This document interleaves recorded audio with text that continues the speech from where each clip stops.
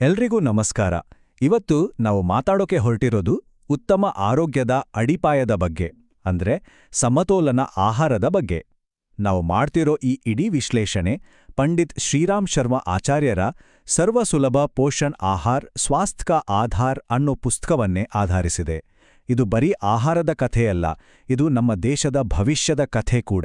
ಈ ಸಂಖ್ಯೆಯನ್ನೊಮ್ಮೆ ನೋಡಿ, 1369. ಏನಿದು ಅಂತ ಯೋಚನೆ ಮಾಡ್ತಿದ್ದೀರಾ? ಇದು ವೆರುವೊಂದು ನಂಬರಷ್ಟೇ ಅಲ್ಲ.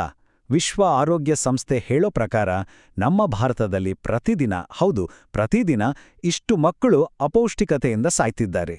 ನಿಜಕ್ಕೂ ಇದೊಂದು ಆಘಾತಕಾರಿ ಸತ್ಯ ಅಲ್ವಾ? ಇದೇ ನಮ್ಮ ಇವತ್ತಿನ ಚರ್ಚೆಯ ಮುಖ್ಯ ವಿಷಯ. ಸರಿ, ಹಾಗಾದ್ರೆ ಈ ವಿಷಯವನ್ನ ನಾವು ಹೇಗೆ ಅರ್ಥ ಮಾಡ್ಕೊಳ್ಳೋದು?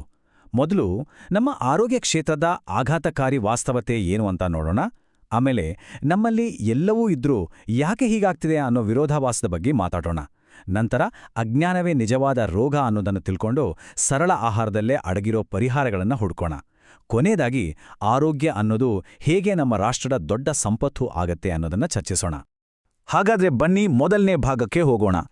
ಆರೋಗ್ಯದ ಆಘಾತಕಾರಿ ವಾಸ್ತವ ಅಂದ್ರೆ ಭಾರತದಲ್ಲಿರೋ ಅಪೌಷ್ಟಿಕತೆಯ ಬಿಕ್ಕಟ್ಟಿನ ನಿಜವಾದ ಚಿತ್ರಣ ಹೇಗಿದೆ. ಕೆಲವು ಅಂಕಿಅಂಶಗಳ ಮೂಲಕ ಅದರ ಕರಾಳ ಮುಖವನ್ನು ನೋಡೋಣ. ಇದು ನಿಜಕ್ಕೂ ಆಘಾತಕಾರಿ ವಿಷಯ. ಯೋಚನೆ ಮಾಡಿ, ನಮ್ಮ ದೇಶದಲ್ಲಿ 100 ಸಾವುಗಳಾದರೆ ಅದರಲ್ಲಿ 40 ಸಾವುಗಳು ಒಂದು ವರ್ಷಕ್ಕಿಂತ ಚಿಕ್ಕ ಮಕ್ಕಳದ್ದು. ಇನ್ನೂ ಬೇಜಾರಾಗೋ ವಿಷಯ ಅಂದ್ರೆ ಈ ಮಕ್ಕಳಲ್ಲಿ ಅರ್ಧದಷ್ಟು ಅಂದ್ರೆ 20 ಮಕ್ಕಳು ಹುಟ್ಟಿದ ಒಂದೇ ವಾರದಲ್ಲಿ ಸರಿಯಾದ ಪೋಷಣೆ ಸಿಗದೆ ಪ್ರಾಣ ಬಿಡ್ತಾರೆ. ಅಷ್ಟೇ ಅಲ್ಲ, ಈ ಸಮಸ್ಯೆ ಬರೀ ಮಕ್ಕಳಿಗಷ್ಟೇ ಸೀಮಿತವಾಗಿಲ್ಲ. ಗರ್ಭಿಣಿ ಮಹಿಳೆಯರ ಮೇಲೂ ಇದರ ಪರಿಣಾಮ ಭಯಂಕರವಾಗಿದೆ. ತಾಯಿಗೆ ಸರಿಯಾದ ಪೋಷಣೆ ಸಿಗದೇ ಇರೋದ್ರಿಂದ ಸುಮಾರು 30% ಗರ್ಭಪಾತಗಳು ಆಗ್ತಿವೆ. ಇದು ನೇರವಾಗಿ ನಮ್ಮ ಮುಂದಿನ ಪೀಳಿಗೆಯ ಆರೋಗ್ಯದ ಮೇಲೆ ಪರಿಣಾಮ ಬೀರುತ್ತೆ.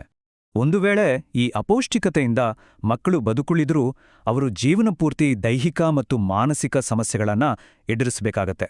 ಇದು ಕಡೆಗೆ ಆ ಕುಟುಂಬಕ್ಕೆ, ಸಮಾಜಕ್ಕೆ, ಅಷ್ಟೇ ಯಾಕೆ ಇಡೀ ದೇಶಕ್ಕೆ ಒಂದು ದೊಡ್ಡ ಹೊರೆಯಾಗಿ ಪರಿಣಮಿಸುತ್ತೆ. ಈ ಸಮಸ್ಯೆ ಇಡೀ ದೇಶದಲ್ಲೇ ಇದೆ, ನಿಜ. ಆದರೆ ನಮ್ಮ ಜನಸಂಖ್ಯೆಯ ಬಹುಪಾಲು ಅಂದ್ರೆ 68% ಜನ ಇರೋದು ಹಳ್ಳಿಗಳಲ್ಲಿ. ಅಲ್ಲಿ ಆರೋಗ್ಯ ಮತ್ತು ಪೋಷಣೆಯ ಬಗ್ಗೆ ಸರಿಯಾದ ಮಾಹಿತಿ ಸಿಗೋದು ತುಂಬಾನೇ ಕಡಿಮೆ. ಸರಿ, ಈಗ ನಮ್ಮ ಮುಂದಿನ ಭಾಗಕ್ಕೆ ಬರೋಣ. ಸಮೃದ್ಧಿಯ ವಿರೋಧಾಭಾಸ.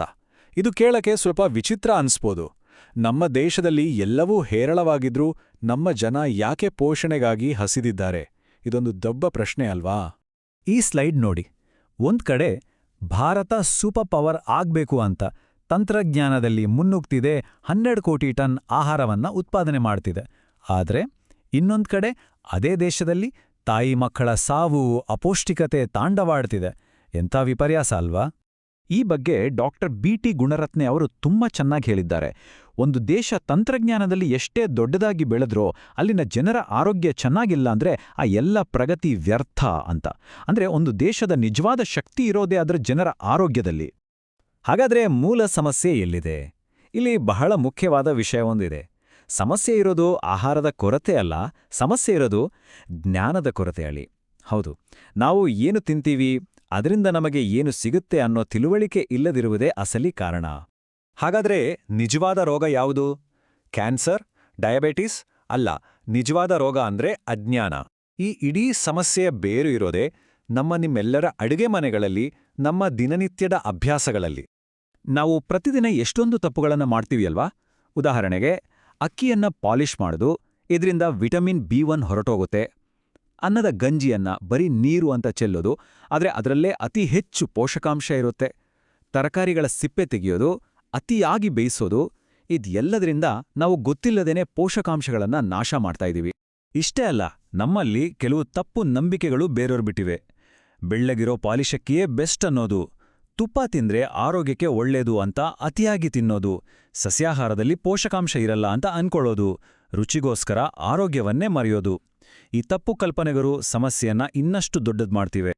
ನೋಡಿ, ಇದಕ್ಕೂ ಓದಿಗೂ ಅಕ್ಷರಜ್ಞಾನಕ್ಕೂ ಸಂಬಂಧ ಇಲ್ಲ. ಈ ಜ್ಞಾನದ ಕೊರತೆ ಬಡವ, ಶ್ರೀಮಂತ, ಓದ್ದವರು ಅನ್ನೋ ಭೇದ ಇಲ್ಲದೆ ಎಲ್ಲರಲ್ಲೂ ಇದೆ. ಚೆನ್ನಾಗಿ ಓದ್ಕೊಂಡವರ ಮನೆಗಳಲ್ಲೂ ಅಪೌಷ್ಟಿಕತೆ ಕಾಡ್ತಿದೆ. ಯಾಕಂದ್ರೆ ಇದು ಬದುಕುವ ಕಲೆಗೆ ಸಂಬಂಧಪಟ್ಟಿದ್ದು. ಸರಿ, ಇಷ್ಟೆಲ್ಲ ಸಮಸ್ಯೆಗಳ ಬಗ್ಗೆ ಮಾತಾಡಿದ್ವಿ. ಈಗ ಪರಿಹಾರದ ಕಡೆಗೆ ಗಮನ ಹರಿಸೋಣ. ನಮ್ಮ ಸರಳ ಆಹಾರದಲ್ಲೇ ಅದ್ಯಂತ ಅದ್ಭುತ ಶಕ್ತಿ ಅಡಗಿದೆ ಅಂತ ನೋಡೋಣ. ನಿಮ್ಗೆ ಆಶ್ಚರ್ಯ ಆಗ್ಬೋದು, ಈ ಸಮಸ್ಯೆಗೆ ಪರಿಹಾರ ಬೇರೆಲ್ಲೂ ಇಲ್ಲ, ನಮ್ಮ ತಟ್ಟೆಯಲ್ಲೇ ಇದೆ. ಒಂದು ಉದಾಹರಣೆ ತಗೊಳ್ಳೋಣ. ಪ್ರತಿ ವರ್ಷ ನಮ್ಮ ದೇಶದಲ್ಲಿ 15,000 ಮಕ್ಕಳು ವಿಟಮಿನ್ ಎ ಕೊರತೆಯಿಂದ ಕಣ್ಣು ಕಳ್ಕೊಳ್ತಿದ್ದಾರೆ. ಯೋಚನೆ ಮಾಡಿ, 15,000 ಮಕ್ಕಳು. ಇದನ್ನ ತಡೆಯೋದು ಹೇಗೆ? ಪರಿಹಾರ ಇಲ್ಲೇ ಇದೆ ನೋಡಿ. ಕೇವಲ ಒಂದು 50 ಗ್ರಾಂ ಕ್ಯಾರೆಟ್ ತಿಂದ್ರೆ ಸಾಕು, ಅದರಲ್ಲಿ 5,500 ಯೂನಿಟ್ ವಿಟಮಿನ್ ಎ ಇರುತ್ತೆ. ಅದಕ್ಕಿಂತ ಜಾಸ್ತಿ ಬೇಕಾ? ಒಂದೇ ಒಂದು ಬಟ್ಲು ಪಾಲಕ್ ಸೊಪ್ಪಿನಲ್ಲಿ 14,850 ಯೂನಿಟ್ ಸಿಗತ್ತೆ. ಇನ್ನೂ ಸುಲಭವಾಗಿ ಸಿಗೋ ಕುಂಬಳಕಾಯಿ ಇದೆಯಲ್ಲ, ಅದರ ಒಂದು ಬಟ್ಲಲ್ಲಿ 1,490 ಯೂನಿಟ್ ವಿಟಮಿನ್ ಎ ಇರುತ್ತೆ. ನೋಡಿ, ನಮ್ಗೆ ದಿನಕ್ಕೆ ಬೇಕಾಗಿರೋದು 3,500ರಿಂದ 5,000 ಯೂನಿಟ್ ಅಷ್ಟೇ. ಅಂದ್ರೆ ಮಕ್ಕಳ ಅಂಧತ್ವಕ್ಕೆ ಪರಿಹಾರ ಯಾವುದೋ ದುಬಾರಿ ಮಾತ್ರೆಗಳಲ್ಲಿಲ್ಲ, ಅದು ನಮ್ಮ ಕೈತೋಟದಲ್ಲೇ ಬೆಳೆಯುತ್ತಿದೆ. ಈ ಸರಳ ತರಕಾರಿಗಳೇ ಮಕ್ಕಳ ದೃಷ್ಟಿಯನ್ನ ಕಾಪಾಡಬಲ್ಲವು. ಇನ್ನೊಂದು ಮುಖ್ಯವಾದ ವಿಷಯ, ಮಾಂಸ ತಿಂದ್ರಷ್ಟೇ ಶಕ್ತಿ ಅನ್ನೋದು ಒಂದು ದೊಡ್ಡ ತಪ್ಪು ಕಲ್ಪನೆ. ಈಗಂತೂ ಪಾಶ್ಚಿಮಾತ್ಯ ವಿಜ್ಞಾನಿಗಳೇ ಹೇಳ್ತಿದ್ದಾರೆ, ಮನುಷ್ಯನಿಗೆ ಮಾಂಸ ಬೇಕೇ ಬೇಕು ಅಂತೇನಿಲ್ಲ. ಪ್ರೋಟೀನ್, ವಿಟಮಿನ್, ಕ್ಯಾಲರಿ ಎಲ್ಲದರಲ್ಲೂ ಸಸ್ಯಾಹಾರವೇ ಹೆಚ್ಚು ಶ್ರೇಷ್ಠ ಅಂತ ಸಾಬೀತಾಗಿದೆ. ಸರಿ, ಈಗ ನಾವು ಕೊನೆಯ ಮತ್ತು ಅತಿ ಮುಖ್ಯವಾದ ಭಾಗಕ್ಕೆ ಬಂದಿದ್ದೀವಿ. ಆರೋಗ್ಯವೇ ರಾಷ್ಟ್ರೀಯ ಸಂಪತ್ತು. ಅಂದ್ರೆ ನಮ್ಮ ವೈಯಕ್ತಿಕ ಆರೋಗ್ಯಕ್ಕೂ ದೇಶದ ಪ್ರಗತಿಗೂ ಏನು ಸಂಬಂಧ? ಬನ್ನಿ ನೋಡೋಣ. ಒಂದು ಅದ್ಭುತ ಉದಾಹರಣೆ ಇದೆ. 2ನೇ ಮಹಾಯುದ್ಧದ ನಂತರ ಜಪಾನ್ ಮತ್ತು ಜರ್ಮನಿ ಸಂಪೂರ್ಣವಾಗಿ ನಾಶವಾಗಿದ್ವು. ಆದರೆ ಅವರು ದೇಶವನ್ನ ಮತ್ತೆ ಕಟ್ಟುವಾಗ ಮೊದಲು ಗಮನ ಕೊಟ್ಟಿದ್ದು ತಮ್ಮ ಜನರ ಆರೋಗ್ಯ ಮತ್ತು ಪೋಷಣೆಯ ಕಡೆಗೆ.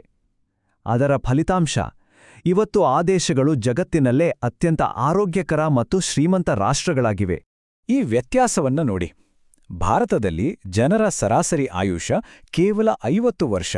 ಅದೇ ಜಪಾನ್ನಲ್ಲಿ 71, ಜರ್ಮನಿಯಲ್ಲಿ 70 ವರ್ಷ. ಒಂದು ದೇಶ ತನ್ನ ಜನರ ಆರೋಗ್ಯದ ಬಗ್ಗೆ ಎಷ್ಟು ಕಾಳಜಿ ವಹಿಸುತ್ತೆ ಅನ್ನೋದು ಅವರ ಆಯುಷ್ಯದಲ್ಲೇ ಕಾಣಿಸುತ್ತೆ ಅಲ್ವಾ? ಅಪೌಷ್ಟಿಕತೆಯಿಂದ ಕಣ್ಣಿಗೆ ಕಾಣದ ಒಂದು ದೊಡ್ಡ ನಷ್ಟ ಆಗ್ತಿದೆ. ಅದನ್ನ ಅದೃಶ್ಯ ವೆಚ್ಚ ಅಂತ ಕರೀಬೋದು. ಆಸ್ಪತ್ರೆ ಖರ್ಚು, ಕೆಲ್ಸಕ್ಕೆ ಹೋಗಲಾಗದೆ ಆಗೋ ನಷ್ಟ ಮತ್ತು ಜನರ ನಿಜವಾದ ಸಾಮರ್ಥ್ಯ ವ್ಯರ್ಥವಾಗೋದು, ಇದೆಲ್ಲ ಸೇರಿ ಕುಟುಂಬಗಳ ಮೇಲೆ ಮತ್ತು ದೇಶದ ಆರ್ಥಿಕತೆಯ ಮೇಲೆ ದೊಡ್ಡ ಹೊರೆಯಾಗಿ ಪರಿಣಮಿಸುತ್ತೆ. ಹಾಗಾದರೆ ಇದಕ್ಕೆ ಪರಿಹಾರ ಏನು? ಮುಂದಿನ ದಾರಿ ಯಾವುದು? ಇಲ್ಲಿ 2 ಸ್ಪಷ್ಟವಾದ ಹೆಜ್ಜೆಗಳನ್ನ ಇಡಬೇಕಾಗಿದೆ. ಮೊದಲನೇದಾಗಿ, ಆಹಾರ ಮತ್ತು ಅಡಿಗೆ ಬಗ್ಗೆ ಇರೋ ತಪ್ಪು ನಂಬಿಕೆಗಳನ್ನ ಹೋಗಲಾಡಿಸಲು ದೊಡ್ಡ ಮಟ್ಟದಲ್ಲಿ ಜನರಿಗೆ ಶಿಕ್ಷಣ ನೀಡಬೇಕು. ಎರಡನೇದಾಗಿ, ನಮ್ಮ ಸುತ್ತಮುತ್ತ ಅಗ್ಗವಾಗಿ ಸಿಗೋ ಪೌಷ್ಟಿಕ ಆಹಾರಗಳ ಬಗ್ಗೆ ಎಲ್ಲರಿಗೂ ತಿಳಿಸ್ಬೇಕು. ಒಂದು ಮಾತನ್ನ ನಾವೆಲ್ಲರೂ ನೆನಪಿನಲ್ಲಿಡಬೇಕು. ಸೃಜನಶೀಲ, ಕೌಶಲ್ಯಭರಿತ ಮತ್ತು ಆರೋಗ್ಯವಂತ ವ್ಯಕ್ತಿಯಿಂದ ಮಾತ್ರ ದೇಶದ ಅಭಿವೃದ್ಧಿ ಸಾಧ್ಯ. ಯಾವುದೇ ದೇಶದ ಅತಿದೊಡ್ಡ ಆಸ್ತಿ ಅದರ ಚಿನ್ನ, ವಜ್ರ ಅಲ್ಲ, ಅದರ ಆರೋಗ್ಯವಂತ ಜನರು. ಹಾಗಾಗಿ ಕೊನೆಯದಾಗಿ ಹೇಳೋದಾದ್ರೆ, ನಮ್ಮ ದೇಶದ ಅತಿದೊಡ್ಡ ರೋಗ ಆಹಾರದ ಅಭಾವ ಅಲ್ಲ, ಜ್ಞಾನದ ಅಭಾವ. ಮತ್ತು ಈ ರೋಗಕ್ಕೆ ಮದ್ದು ಬೇರೆಲ್ಲೂ ಸಿಗೋದಿಲ್ಲ. ಅದರ ಪರಿಹಾರ ಶುರುವಾಗೋದೇ ನಿಮ್ಮೆಲ್ಲರ ಅಡುಗೆ ಮನೆಗಳಿಂದ.